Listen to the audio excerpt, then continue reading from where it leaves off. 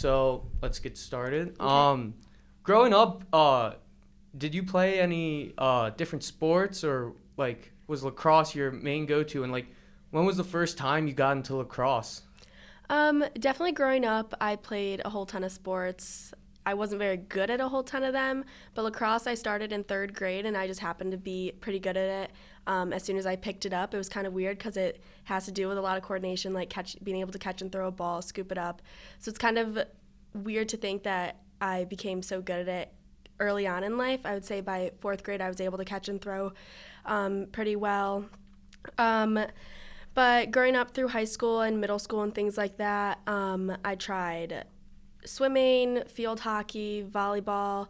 Volleyball and lacrosse were my main two sports that I stuck with for the longest. But then as I got into high school, I had to kind of pick and choose. So obviously wanting to play lacrosse in college, I had to kind of narrow down and drop volleyball, continue with lacrosse, and just pursue that. Yeah, and at your time in Liverpool High School, you were teammates with Colleen Tift. Like, was she there with you the whole time? Yeah, she was. So I started playing. I was a freshman on varsity, so that was my first year playing with her on like our high school team. But I obviously grew up playing with her, more her sister, because her sister was 1 year younger than me, so I played with her more so than Colleen. But once we got to varsity season, I was a freshman, she was a junior, so we were on lineups together, we had team events together, and it was kind of fun and interesting coming to the same school as her and seeing her commit here, and then me a couple years later doing the same thing. So when you were looking for schools to go to, what caught your eye about RMU? This is what I feel like a lot of people will say, and a lot of girls in my class will also have the same answer. As soon as we stepped on campus almost, we felt like we belonged here and that it was very much our home. People always say that you get this feeling when you step onto a campus that you know it's yours and that you want to come here, and that is exactly what I felt like. I think the first time I came to visit, I immediately went to one of the lacrosse games here. I visited it was a fall prospect day weekend, and so the day before the prospect day, they had a fall ball tournament. So I remember sitting up in the stands at the Joe Allen Stadium and watching, I think, like 2 or 3 games, and afterwards getting a tour and going to see Washington Hall with all the suites, and just everything about it just caught my eye, and I loved it immediately. Yeah, I've heard that the family culture of RMU is a big reason why people come in. But like for right now, how close is this team that you're on, and what goes on behind the scenes besides on field that just make you so family-like? Well, we hang out all the time. Obviously, us underclassmen, freshmen, sophomores are in the suites at Washington, so we're constantly with each other. So that one is the main reason why we're so close as an underclassman, as the underclassmen. But then also being with the upperclassmen, we go to their houses sometimes, into their apartments, and hang out just about every weekend, I would say, when we're able to.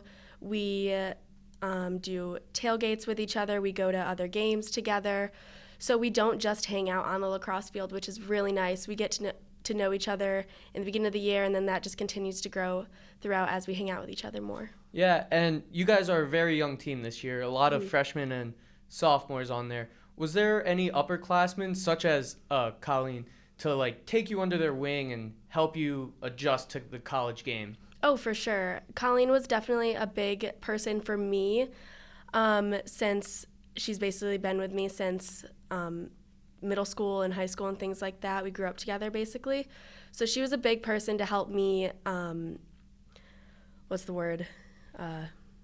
transition to this college life. And then also, me being number 4, Jordan Anderson is right next to me as a locker buddy, so she's also been a very big help to helping me around and getting to know things on and off the field. So it's really nice to have those upperclassmen that are there that we can ask questions to and basically help us throughout everything.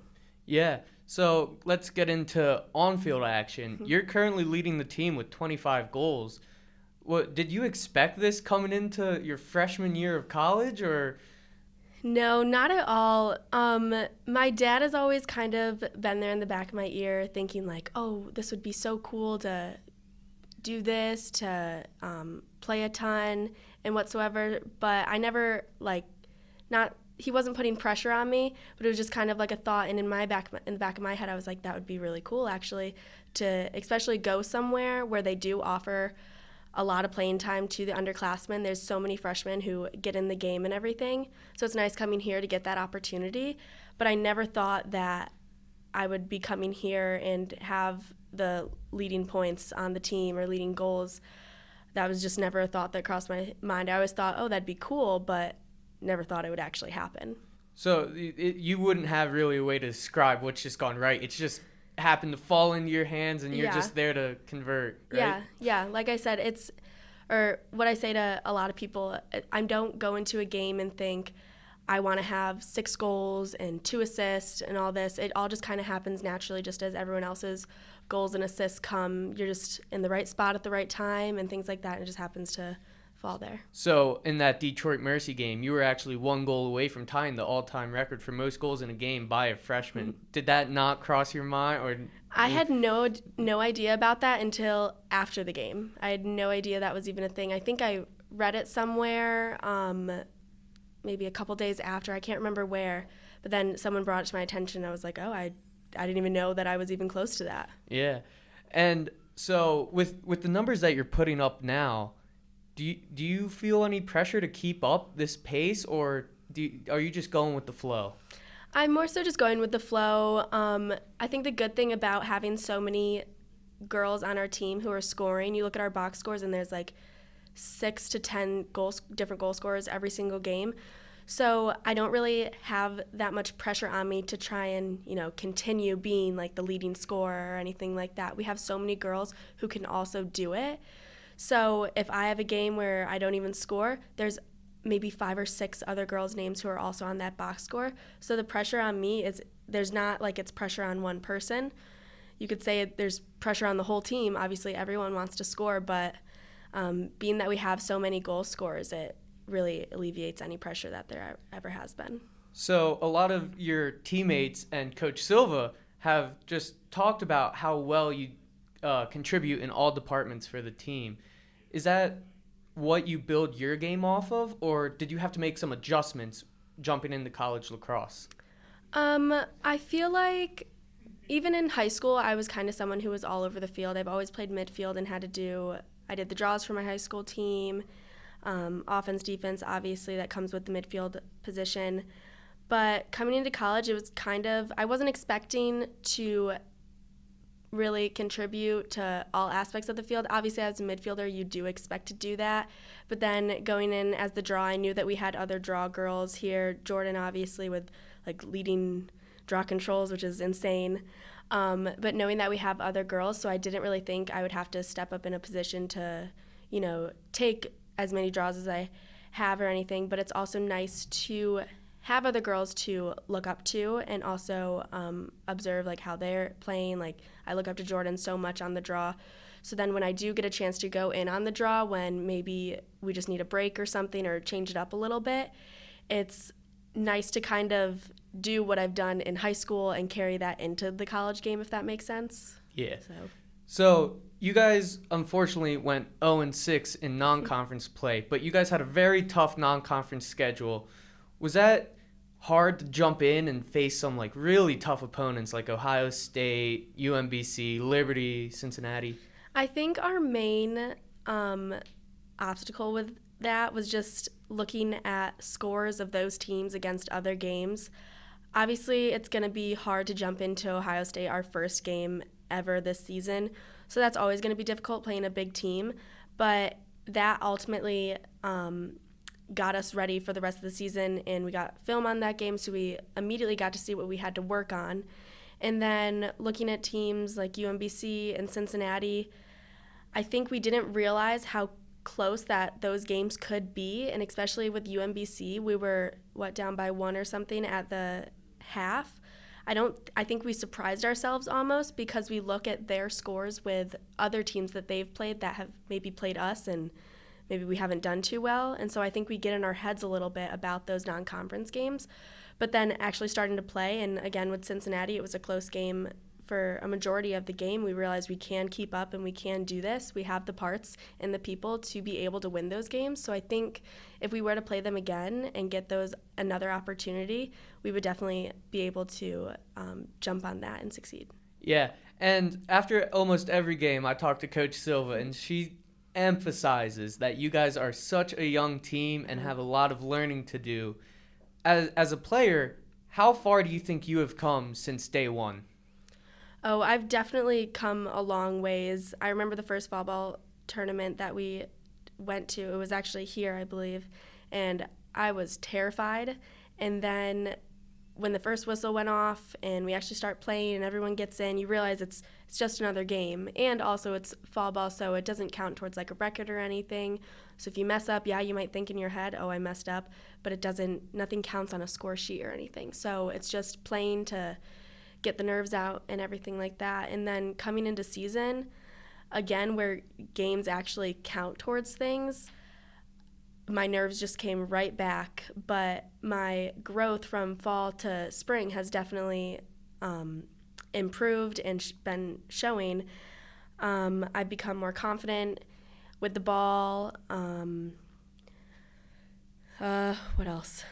Sorry about that. No, but I would say definitely my skills, also having to adjust from the fall and from a high school speed of the game to a college game. It's much quicker. So obviously in the fall it was a little bit tricky to adjust to that. But now coming into the spring, I've definitely seen my improvement on that because I'm up to speed. I keep going with the games, and it's just gotten much better, and I can see that in myself and others. So Coach Silva has a lot of confidence in you guys, and that's why she challenged you with this tough non-conference schedule. What is the confidence like in the locker room that you guys are going back-to-back MAC champs? Because that's what she believes in, and you can just see it throughout the team. Oh, we want to be MAC champs again so bad. Obviously, us freshmen aren't going to get rings this year because we weren't on the team last year, but that's something, especially for us coming in, we want a ring extremely bad. We want to have that championship label on us that we're two-time champions, and I know it's the same thing for everyone else on the team. In the locker room, we're constantly saying we are going to go 10-0 in the MAC. We want to win that championship game. Whether we have to play Central Michigan 3 times or twice or anything like that, we want to just crush them and regain that title. Not regain it, we've already had it. Remain in that title. And it's just something that all the girls want. And obviously for us underclassmen as well, we want to send off our grads or our seniors who aren't coming back off with a bang and have them get another ring before they leave here. Okay, and we're going to wrap it up on a little bit more of a lighter note. What's it like playing in this freezing cold lacrosse weather? Oh my goodness. You guys had like no games in warm. It's always windy and freezing cold. Yeah, oh my gosh, it is awful. Honestly, I really wish that we could have at least, I know a couple of our games have been in nice weather, but it's so much easier to play when it's nice out or it's not windy and it's not cold and rainy. So it's kind of annoying and definitely saddens us a little bit when we wake up one morning for practice or something and see that it's 30 degrees and raining and snowing, and we're like, come on, the rain and snow should stop by now. But yeah, it's really upsetting whenever with the cold games and everything, but we get through it because we have to practice through it. So then when it comes to a game, we're used to this. So.